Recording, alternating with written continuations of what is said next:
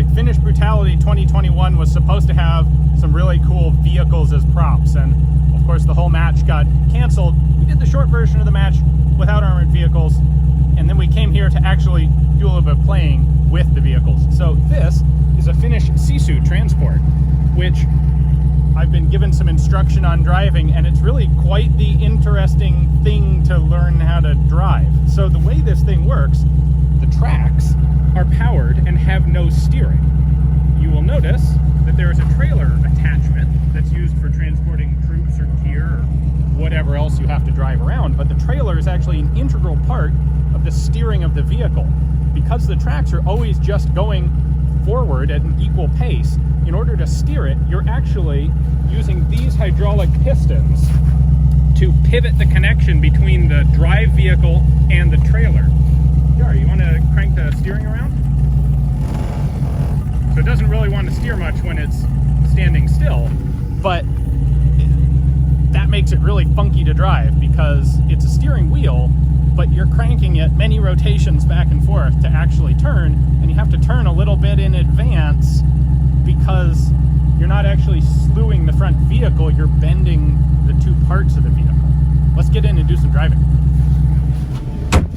All right, so I've got a basic gas pedal, brake pedal, an automatic transmission, thank goodness, and then my steering wheel. And rather than holding it like a traditional steering wheel, you hang on to the steering knob here.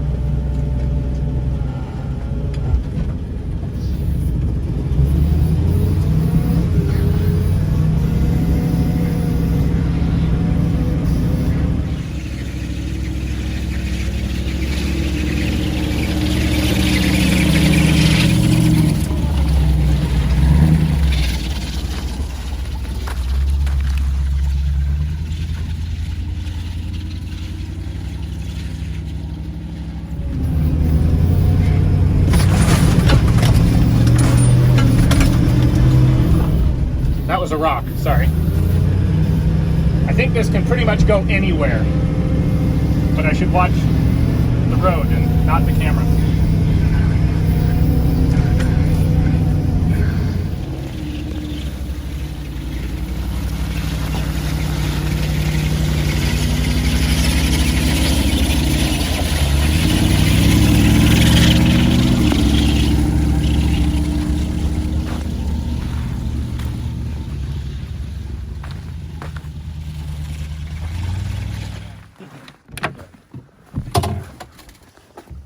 So that is the appropriately named Sisu. Thanks to Varusteleka for arranging this, and mil-safarit.com for letting us play with their vehicles. Now, we're gonna go play with a real vehicle. All right, now we're gonna try something seriously big and cool, that being a T55. So before we fire it up, I've been given basic driving instructions in this little tiny driver's compartment. So I have 3 pedals down here. This is gas, brake, and clutch. I have a gear shift lever over here.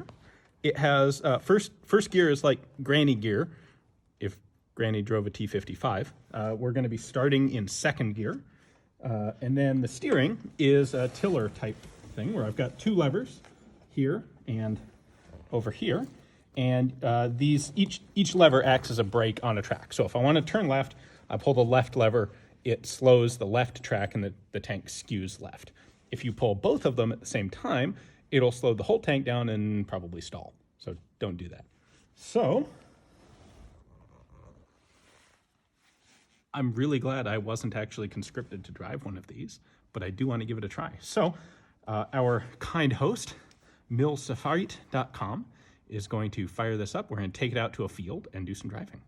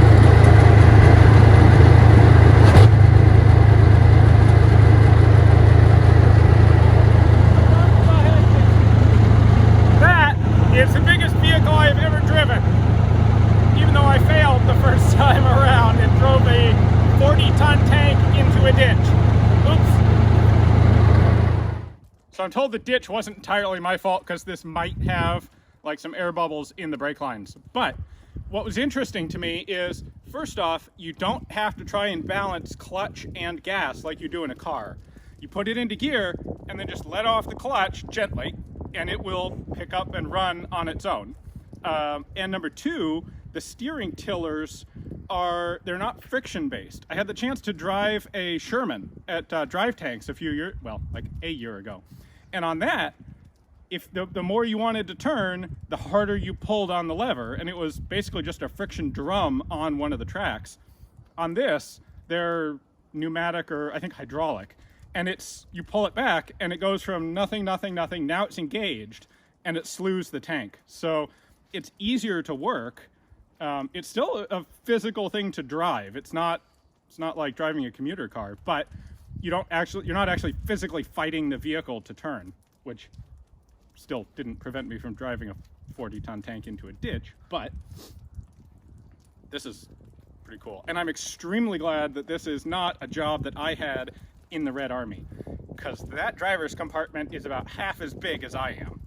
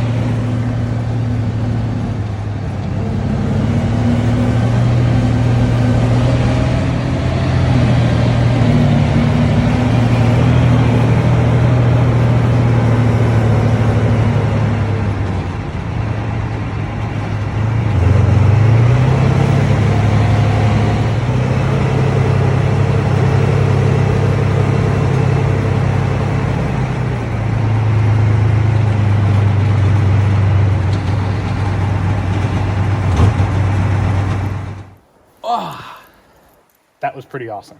Yes, it was. You took to that pretty well.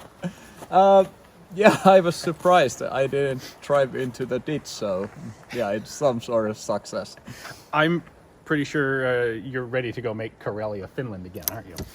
Yeah, I have to say, like, I'm not a tanker, and I haven't worked that much with the armored assets, but it's very, very cool to drive this. So I totally feel you, all the tankers.